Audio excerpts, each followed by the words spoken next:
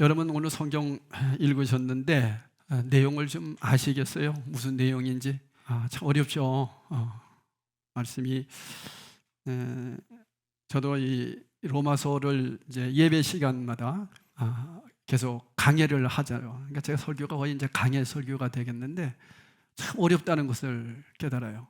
그냥 어느 본문 따서 설교하면 참 쉬운데 계속 진행해 나가야 되기 때문에 부담스럽기도 하고 어렵기도 하고 그렇습니다. 하여튼 오늘 이 말씀을 잘 우리 성도들이 깨달을 수 있도록 성도들의 수준에 제가 한번 맞춰서 이렇게 말씀을 전할 테니까 잘 들으시고 오후 시간에 이 들은 말씀을 가지고 서로 또 나누는 시간을 가질 거예요. 그러니까 오후 시간에도 다 참석하세요. 참석 안 하시는 분들이 꽤 있는데 오후 시간에도 같이 참석해서 서로 말씀을 좀 나누어 볼 수 있도록 그렇게 하겠습니다. 오늘 이 본문 말씀의 제목이 속사람을 보시는 하나님입니다. 우리 한번 따라합시다. 속사람을 보시는 하나님. 여러분 사람 속을 볼 수 있어요? 사람 속 어떻게 알아요? 모른다고요. 근데 하나님은 다 아신다는 거예요. 이게 부담스러운 거예요. 하나님은 다 아신단 말이에요. 근데 우리 사람들은 겉을 본다고요. 여러분도 지금 오늘 저를 보면서 별 생각 다 할 거예요. 그죠? 겉모습만 보는 거죠. 여러분 제 속을 알아요? 몰라요. 그러니까 제 속을 조금 아는 사람은 우리 아내일 거예요. 저에 대해서.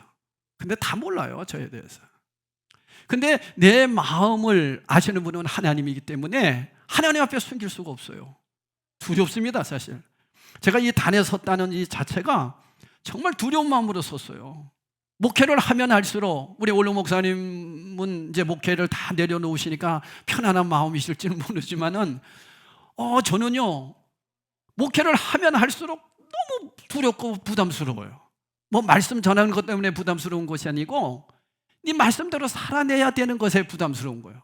내가 말씀대로 살아야 되는데 정말 두렵습니다. 왜? 나를 다 아시는 분이 누구신데? 하나님이신데 속일 수가 없으니 두려운 거예요. 제가 말씀을 전할 때에 여러분들은 몰라요. 그러나 내 마음은 하나님은 아시기 때문에 내가 말씀을 바로 전하는지 그렇게 말씀대로 살아가면서 전하는지 살아가지도 못하면서도 말씀을 전하는지 이거 하나님이 아시니까 두려운 거예요.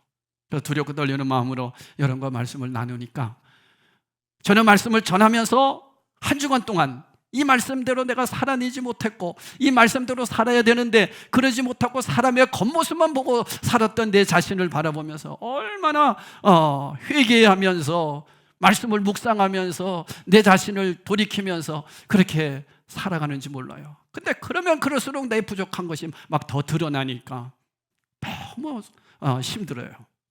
아담과 하와가 선악과를 따먹었어요. 창세기 3장 6절에 보니까 먹음직도 하고 보암직도 하고 또 뭐예요? 지혜롭고 할 만큼 탐스럽게로 한지라. 이게 다 뭐예요? 눈에 보이는 거예요. 보이는 거. 이게 겉모습이에요.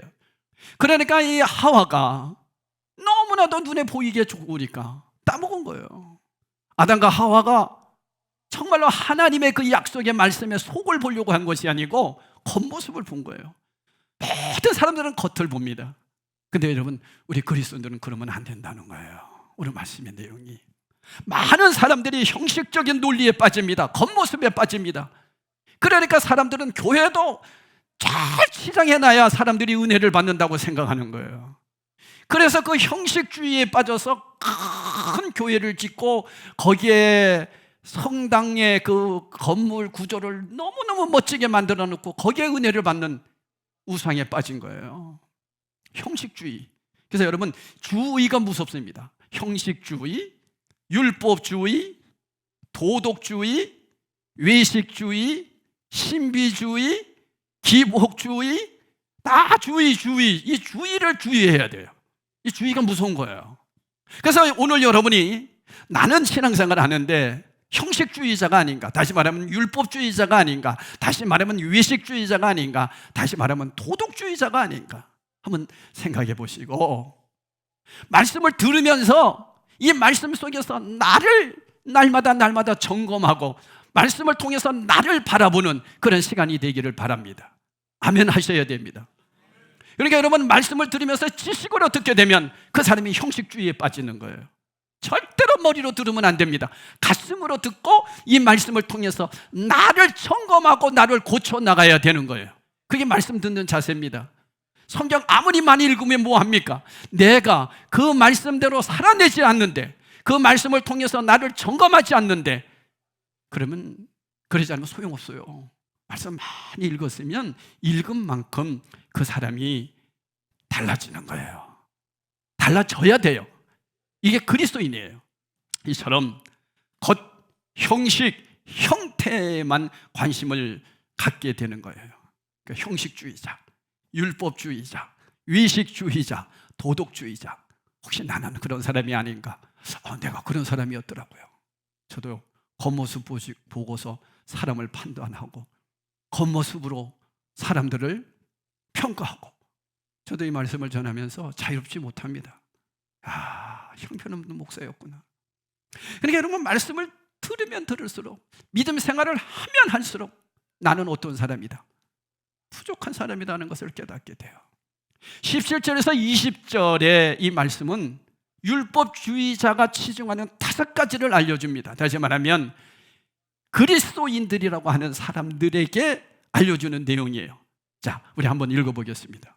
그래서 유대인이라 이럴 때 여기서 그리스도인이라 불리는 내가, 이렇게 생각하고 한번 읽어봅시다.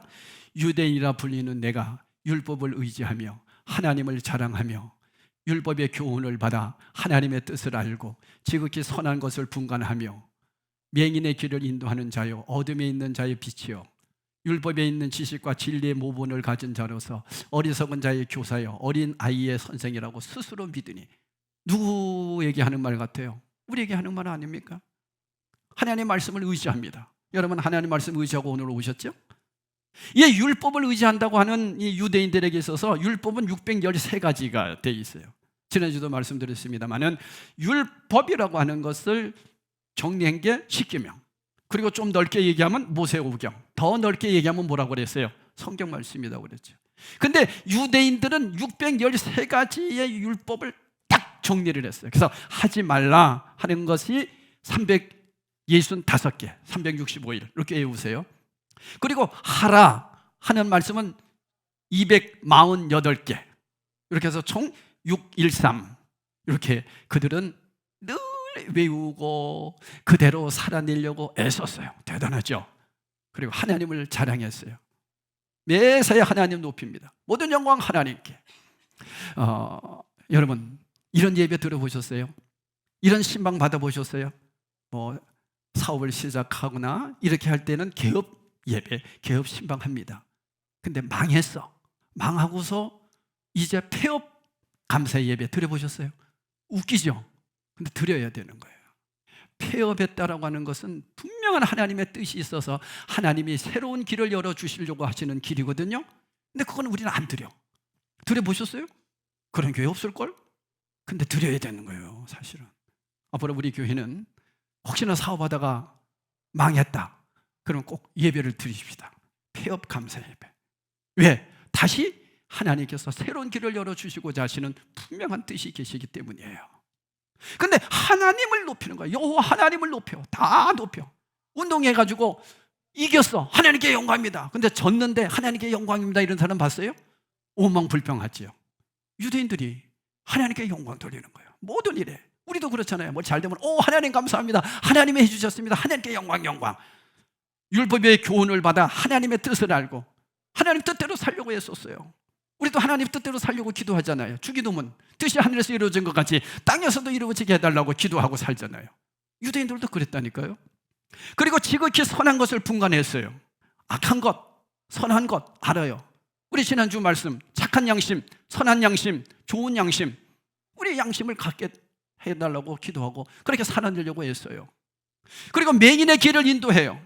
어둠에 있는 자의 빛이 돼요. 율법에 있는 지식과 진리의 모범을 가진 자로서 어리석은 자의 교사가 돼요. 또 어린 아이의 선생이에요. 그 선생님들 아이들 가르치잖아요. 목사로서 성도들 가르치잖아요. 여러분, 장로님들 성도들 가르치잖아요. 셀 리더들 성도들 가르치잖아요. 그런데 이것에 대해서 사도 바울은 완벽한 것처럼 보이는데 고발을 하고 있는 내용이 나와요. 그게 21절에서 24절이에요. 그랬던 너희들이, 이런 얘기예요. 너희들이 정말 그렇게 살고 있는데 한번 보자. 너희들이 정말 바르게 하고 있느냐? 신앙인의 모습이냐? 한번 보자. 그러면서 21절에서 24절에 고발합니다. 자, 고발장을 들어봅니다. 다 같이 한번 고발당하는 것을 통해서 내 마음을 한번 점검해 봅시다. 시작. 그러면 다른 사람을 가르치는 내가 내 자신은 가르치지 아니하느냐 이놈아, 그거예요. 에? 남에게 설교는 잘하네. 근데 설교를 하면서 너 자신에 대해서 얼마나 점검해 봤어? 주님이 저에게 하시는 말씀이에요. 또 도둑질 하지 말라 선포하는 내가 너 도둑질 하고 있지 않냐? 나 도둑질 안 했는데요? 뭐? 도둑질 안 했다고? 너 시간 네 맘대로 썼지 않냐? 자식 네 맘대로 키우지 않냐? 네 자식이냐? 하나님 자녀지. 말로는 하나님 자녀라면서 너 맘대로 했지 않냐? 지금 주님이 고발하는 거예요, 우리에게. 어때요? 우리가 무엇을 도둑질을 해가지고 도둑놈입니까? 여러분, 다 도둑놈이 앉아있는 거예요, 여기. 저도 도둑놈이에요. 고발하잖아요. 이 하나님의 말씀으로 고발할 때 꼼짝할 수 없어요. 근데도 당당하다? 아니다는 거예요. 내 마음대로 살지 않느냐? 너 기분대로 믿지 않냐? 나오고 싶으면 나오고 나오기 싫으면 안 나오고, 자식들 내 마음대로 키우고, 물질도 내 마음대로 쓰고, 하나님 앞에 드리는 건 인색해가지고 겨우 억지로 마지못해서 하고, 너 그러지 않느냐? 너 도둑이지. 고발하는 거예요. 간음하지 말라 하는 내가 간음하느냐? 간음하지 말라고 얘기하는 거예요. 그런데 예수님께서 말씀합니다.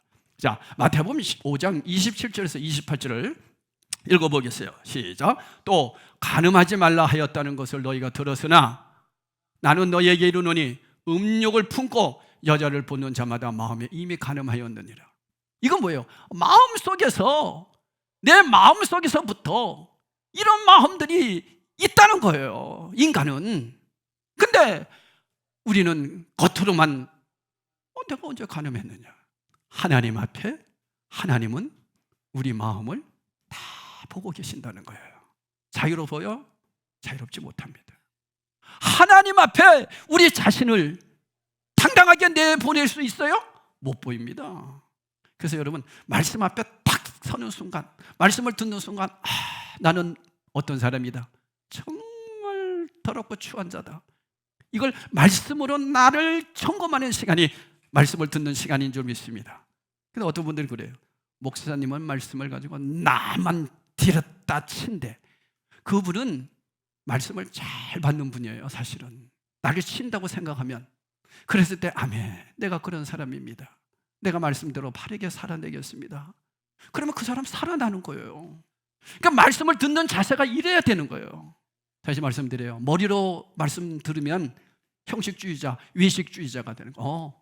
누가 그래야 돼? 나는 그렇지 않지. 나는 그렇게 안 살아. 아유, 김 집사가 들어야 돼. 아유, 우리 남편이 들어야 돼. 너가 들으라는 거예요. 제가 들으라는 거예요. 말씀 전하는 목사, 너부터 그렇게 살으라는 거예요. 그래서 제가 자유롭지 못한 거죠.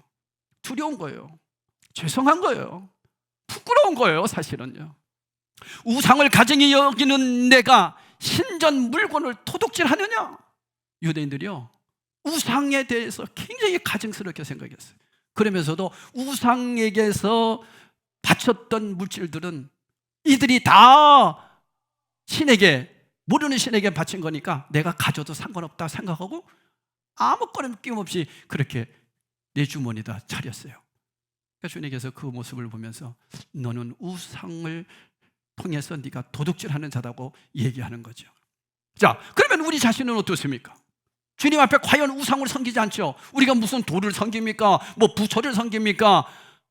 우리는 전능하신 하나님만 섬긴다고 그러잖아요. 근데 주님은 우리에게 지금 고발하고 계시는 거예요. 그런데 너 물질 네 마음대로 썼지 않았냐? 네 거라고, 네가 주인이라고 생각하지 않냐? 그게 우상이야. 아까도 얘기했어요. 자식 우상이요. 내 자식 아니잖아요. 나에게 맡겨준 자녀잖아요. 나에게 맡겨준 물질이잖아요. 내게 아니잖아요. 여러분, 이러한 정신을 가지고 우리가 물질을 하나님께서 주신 것을 사용할 때 얼마나 귀하게 베풀고 나누겠어요. 그죠? 근데 다 우리 자신들은 물질의 우상, 자식의 우상, 도둑질 하는데 앞장섰고 내 마음에는 더럽고 추하고 음란한 것들이 가득해 있으면서도 겉으로는 안 그런 척하고 살아가는 우리들을 향하여 지금 고발하고 계시는 거죠. 그래서 이런 사람들을 성경에서는 율법주의자, 마태복음 23장 27절에 보니까 회칠한 무덤 같은 자 이렇게 말씀합니다. 화 있을지요? 외식하는 서기관들과 바리새인들이여 회칠한 무덤 같으니 겉으로는 아름답게 보이나 그 안에는 죽은 사람의 뼈와 모든 더러운 것이 가득하도다. 제가 이 말씀을 준비하려고 그랬는지 몰라도 오늘 새벽에 잠을 자고 딱 눈을 뜨려고 했는데 꿈을 제가 딱 꿨어요. 엄청난 지저분한 그런 꿈을 꿨어요. 그리고 딱 눈을 떴어요. 그래서 계속 제가 그 꿈이 이 꿈이 뭐야? 이게 무슨 꿈이야? 이게 무슨 꿈이야? 하고 말씀을 빗대봤더니 내 속이 그렇다는 거예요. 내 안에 속이 아직도 그렇게 더럽고 추하고 악한 것으로 가득했다는 모습을 제가 오늘 꿈을 꿨어요. 내가 이렇게 지저분한 사람이구나. 그렇게 고발하면서 방송실 25절에서 29절에 보니까 이제 그 말씀을 가지고 또 고발을 하는데 이번에는 뭘로 고발하냐면 할례 문제를 가지고 고발을 하는 거예요. 근데 여기 보니까 무할례자 이런 얘기가 쭉 나오잖아요. 그러니까 어렵게 얘기해서 공동 번역 성경을 가지고 여러분에게 한번 풀어서 읽어보려고 해요. 그래서 25절에 보면 이렇게 공동 번역에 풀어주고 있어요. 방송줄 띄워주세요. 할례는 율법을 지키는 사람에게만 가치가 있고 율법을 지키지 않는 사람은 할례를 받았다 하더라도 받으나 마나한 것입니다. 그러므로 할례를 받지 않은 사람이라도 율법이 명하는 그것을 잘 지키기만 한다면 하나님께서는 그 사람도 할례 받은 사람이나 다름없이 보아주실 것이 아닙니까? 자, 여러분 우리 할례에 대해서 한번 얘기해 보자고요. 이스라엘 백성들은 남자들은 다 할례를 받습니다. 태어난 지 8일 만에 할례를 받습니다. 그러면 이스라엘 백성들에게 하나님이 왜 할례를 행하게 하셨느냐? 그게 무슨 뜻이냐면은 하나님과 나와의 결단의 표시예요. 다시 말하면 내가 할례를 받았듯이 이제는 하나님 앞에 철저하게 바르게 살아내지 못하면 이렇게 쪼개질 겁니다. 이렇게 잘라버릴 겁니다. 이스라엘 백성들에게 하나님이 그렇게 말씀하신 거예요. 그래서 여러분도 아시다시피 아브라함에게 그러잖아요. 짐승을 양쪽으로 쪼개가지고 그 사이로 걸어가게 하시잖아요. 이게 할례거든요. 너 이렇게 된다는 거예요. 하나님의 말씀을 지키지 않으면 너 이렇게 된다는 거예요. 그러니 너희들은 이 할례를 받음으로 말미암아 철저하게 말씀으로 율법으로 살아야 된다. 그렇게 주님께서 약속하신 거예요. 근데 그들이 어떻게 살았어요? 그걸 자랑하고 사는 거예요. 그냥 나 할례 받은 사람이야. 전혀 믿는 사람으로 살아내지를 않는 거예요. 자랑만 하고 잘했어요. 내가 믿는 사람인데 이런 정도의 자기 자랑 그리고 형식적인 자랑 이런 걸로만 살았어요. 그러니까 하나님이 그들에게 철저하게 삶으로 살아내지 못한 것은 할례가 아니다. 그러면서 28절 29절에 이렇게 얘기하잖아요. 공동번역 성경에 쉽게 얘기했어요. 한번 읽어드릴게요. 그러므로 유대인의 겉모양만 갖추었다 해서 참 유대인이 되는 것이 아니고 몸에 할례의 흔적을 지녔다 해서 참 할례를 받았다고 할 수도 없습니다. 오히려 유대인의 속마음을 가져야 진정한 유대인이 되며 할례도 법조문을 따라서가 아니라 성령으로 말미암아 마음에 받는 할례가 참 할례입니다. 이런 사람은 사람의 칭찬받는 것이 아니라 하나님의 칭찬을 받습니다. 무슨 얘기예요? 내 속마음이 변화되지 않고 겉으로만 믿는 척하는 게 그리스도인이 아니다는 거예요. 그리스도인이라면 살아내는 거다는 거예요. 근데 살아내는데 형식적으로 살아내는 것이 아니라 어디서부터? 내 마음의 중심에서부터 살아내야 된다는 거예요. 근데 그렇게 살 수 있느냐는 거예요. 그러면 할례가 무슨 뜻입니까? 나는 할 수 없습니다. 나는 부족한 사람입니다. 주님이 도와주시지 않으면 살 수 없습니다. 이거를 인정하라고 주신 거예요. 자, 우리 예수님 볼까요? 예수님께서 십자가에서 돌아가실 때 엘리 엘리 라마 사막다니 나의 하나님 어찌하여 나를 버리셨나이까. 나를 버리셨나이까. 이게 할례예요. 하나님이 버리셨다는 거예요. 쪼갰다는 거예요. 죄 때문에 다 쪼개버렸다는 거예요. 영원한 지옥으로 갈 수밖에 없다는 거예요. 여러분도 저도 이미 우리는 다 영적으로 보았을 때 지옥 자식이라는 거예요. 그게 할례예요. 예수님이 그러면 왜 십자가에서 예수님은 하나님과의 관계 속에서 쪼개지셨어요? 우리 죄를 대신 짓기 위해서. 그래서 예수님이 십자가에서 피 흘려 죽으심이 할례예요. 그 사실을 통해서 나도 뭐로 깨닫는 거예요? 나도 죄인이라는 것을 깨닫는 거예요. 그게 할례 받은 자예요. 그 사람이 세례 받은 자예요. 그래서 예수님과 함께 죽고 예수님과 함께 내가 다시 살았습니다. 이게 세례잖아요.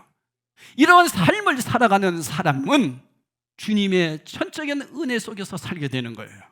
그러니까 여러분, 그걸 자랑하고 다녔다고, 내가 세례 받았다는 것을 자랑하고 다닌다고 아니라는 거예요. 내 마음에서부터 하나님 자녀로 그렇게 살아내야 된다는 거예요. 근데 여러분, 한번 가만히 생각해 보세요. 오늘 말씀을 드리면 저도 그렇습니다만은 얼마나 부담이 돼요. 얼마나 힘들어요. 하나님 자녀로 살아낸다는 게 살아낼 수 있어요? 내 마음에 정말로 이만큼도 미움을 갖지 않고 살아낼 수 있어요? 그러니까 형식적이고, 그러니까 사람들을 의식하는 거예요. 그래서 여러분, 형식적인 자, 의식적인 자, 외식적인 자, 율법주의자, 도덕주의자들은 사람을 굉장히 의식합니다. 그러니까 여러분, 하나님을 의식하느냐 사람을 의식하느냐에 따라서 하나님을 늘 의식하고 시선을 하나님께 두는 자들은 참된 믿음의 사람이고요, 그게 아니라 사람을 의식하고 사람을 늘 이렇게 바라보고 이렇게 살아가는 사람들은 외식주의자예요. 제 자신도 은근히 사람들을 의식할 때가 많아요. 성도들을 의식할 때도 있고요. 저는 예전에 정말로 성도들 의식 많이 했습니다. 그래서 저희 아내가 참 많이 힘들었죠. 그러니까 저는 항상 이 사택이 집이었어요. 예전에 개척했을 때에도 나가서 뭘 김보따리를 사가지고 딱 들어오는데 성도가 마주치면요, 그렇게 부끄러울 수 없어. 성도들이 준 헌금을 가지고 내가 이렇게 막 써야 되나? 그래서 그게 굉장히 스트레스였어요. 그러니까 우리 아내는 그것 때문에 너무 힘들었죠. 그러니까 무슨 얘기냐면 사람들을 의식하는 거야. 성도가 보면 뭐라 그럴까? 성도들이 나의 이 모습 보면 뭐라 그럴까? 그러니까 성도들에게 잘 보이려고 애썼어요. 얼마나 목사가 외식주의자, 율법주의자, 도덕주의자인지 몰라요. 근데 요즘은 조금씩 변화됩니다. 내가 하나님 앞에 하나님을 의식하며 하나님이 보셨을 때 뭐라고 그러실까? 여기에다가 늘 초점을 맞추니까 당연히 성도들을 향하여서도 자유하게 되는 거예요. 이 마음이 생겨야 되거든요. 그러니까 저도요, 굉장히 의식주의가 많았어요. 외식주의, 형식주의, 율법주의, 도덕주의자였어요. 여러분, 목사가 이 정도입니다. 자, 그러면 이 말씀의 이제 이 내용을 가지고 결론으로 우리 한번 나누어 보겠습니다. 심령에 예수 그리스도의 진리를 채우는 사람이 진정으로 하나님의 사람입니다. 내 심령에. 사람들이 뭐라고 하든 간에 하나님이 나를 어떻게 보실까? 여기에다가 신경을 쓰고 하나님의 말씀으로 늘 내 내면을 갖고 가는 사람이 진짜 그리스도인입니다. 그렇지 않으면 우리는 다 형식주의자에 불과하고 주님의 책망을 받을 수밖에 없는 자입니다. 다시 얘기하면 하나님의 말씀을 듣는 그 순간부터 이 말씀을 통해서 내 마음을 정화시켜 가야 됩니다. 웅덩이에 물이 독이 들었어요. 이 물을 정화시키려면 독을 해독하는 해독제를 넣어야지만 됩니다. 우리 안에 아주 더럽고 추한 것들로 가득 차 있습니다. 이것을 정화시킬 수 있는 것은 하나님의 말씀으로 나를 바라보는 것밖에 없습니다. 그걸 인정하고 주님의 십자가 앞에 나가는 길밖에 없습니다. 여러분, 다른 길 없습니다. 있으면 한번 좀 가르쳐 주세요. 율법으로, 도덕적으로, 다른 종교로 못합니다. 왜? 인간은 죄인인데요. 이 죄의 문제를, 그러니까 사람들은 다 형식적인 거예요. 겉으로 거룩하게. 그래서 목사님들 로만 칼라 입고 화려한 가운 입고 그러면 사람들이 와 그렇게 보이죠. 그런데 그 속에 과연 어떻느냐는 거예요. 거룩한 성전을 크게 지은 캐톨릭들, 그래서 그 모습을 보면서 와 좋다. 그런데 그 속에는 다 썩은 것들이 가득했다고 그러잖아요. 명예 최고예요. 왜? 겉으로 보여지는 거니까. 화려한 걸 보는 거예요. 그러니까 세상은 다 화려한 걸 봅니다.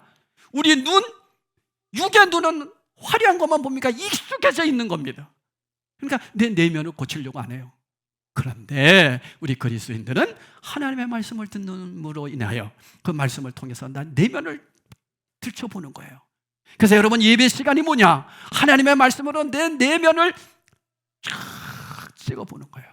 그래서 이 시간 여러분은 무엇을 지금 의학으로 말하면 무슨 걸 찍는 거예요? MRI를 찍는 시간이에요.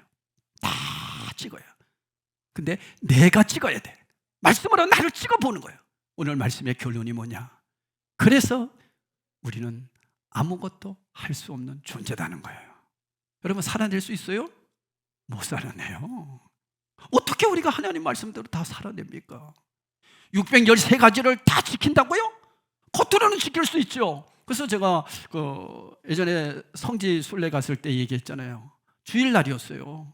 주일날이었는데 이 엘리베이터가 다 이렇게 그냥 누르지 않아도 될 수 있도록 문을 열어놨어요. 그래서 깜짝 놀랐어요.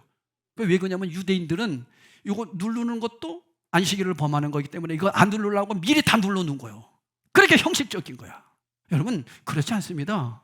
내 내면에 나는 부족한 사람이라는 것을 깨닫고 그 말씀 속에서 고쳐가려고 하는 사람을 주님은 사랑하십니다. 할렐루야. 그래서 저도 살 수 있는 거예요. 그래서 여러분도 살 수 있는 거예요. 주님, 나는 정말 부족한 사람입니다. 내 안에는 아직도 더러운 것들이, 더러운 습관들이, 눈에 보이는 것들이 가득해 있습니다. 주님, 이것을 고쳐주십시오. 오늘 말씀을 통해서 나를 발견해 봅니다. 내가 너무나 더러운 자라는 것을 깨달았습니다. 주님의 은혜 없이는 내가 못 삽니다. 내 속을 아시는 주님, 저를 고쳐주십시오. 그런 사람에게 십자가의 은혜가 임한다는 거예요. 이런 사람이 구원받은 성도라는 거예요. 이런 사람이 거듭난 사람이라는 거예요. 할렐루야. 나는 대단한 사람이야. 율법주의자라는 거예요.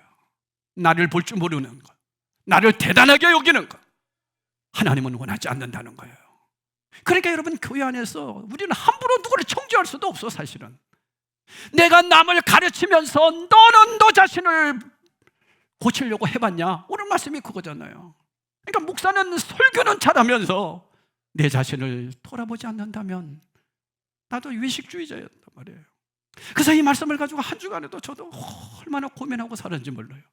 주님 말씀입니다. 인정했어요. 주님 말씀입니다. 제가 형식주의자였어요. 도덕주의자였고 겉으로는 목사인 것처럼 보이고 살았지만 내 안에는 더럽고 추한 것들이 가득했어요. 그러니까 오늘 꿈에도 주님이 나에게 딱 보여주셔요. 너무 지저분해서 여러분에게 얘기하고 싶지 않아요. 얘기하면 오늘 점심을 못 드시거든. 내 안이 그렇더라고. 깜짝 놀랐어요. 이렇게 더러운 자예요, 제가. 그런데 주님이 십자가의 은혜로 저를 하나님 자녀 삼아 주셨어요. 이렇게 더럽고 추한데 얼마나 감사합니까?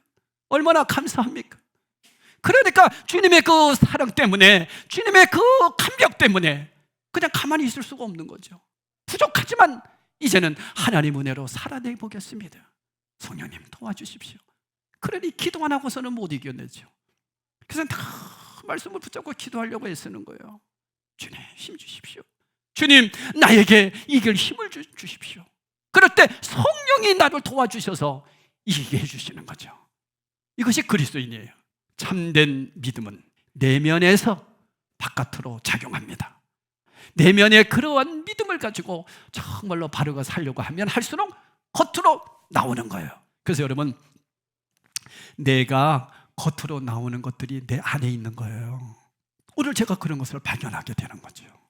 사랑하는 성도 여러분, 오늘 말씀을 들으면서 여러분은 어떤 생각을 갖고 계십니까? 말씀을 바르게 잘 들어야 되겠다, 이런 생각해 보시죠. 말씀을 들으면서 나를 날마다 거울로 비추듯이 말씀의 거울로 나를 비춰야 되겠구나. 그 비추는 걸로 끝나면 안 돼. 얼굴에 뭐가 묻었어. 거울을 봤어. 그러면 씻어내야지. 말씀을 통해서 내가 깨달았어. 나를 발견했어. 그러면 내가 고쳐가도록 해야 돼. 근데 이것도 힘들어. 그래서 어떻게 하라고? 기도하는 거예요.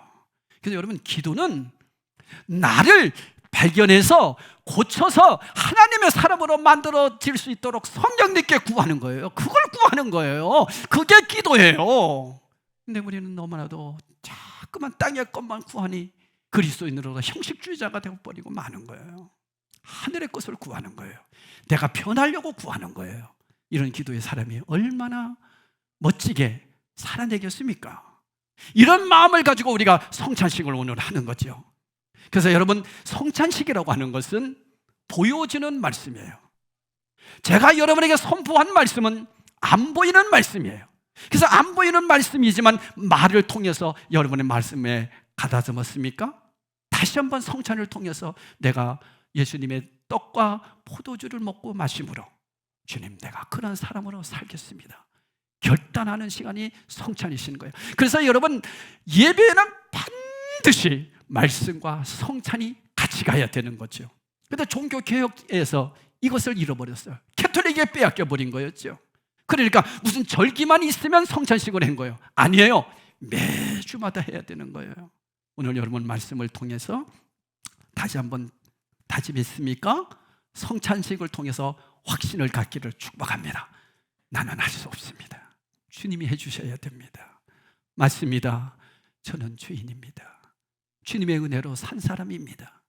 성령님, 이길 힘을 주십시오. 믿음으로 승리하기를 예수 이름으로 축원합니다. 성찬식을 하도록 하겠습니다.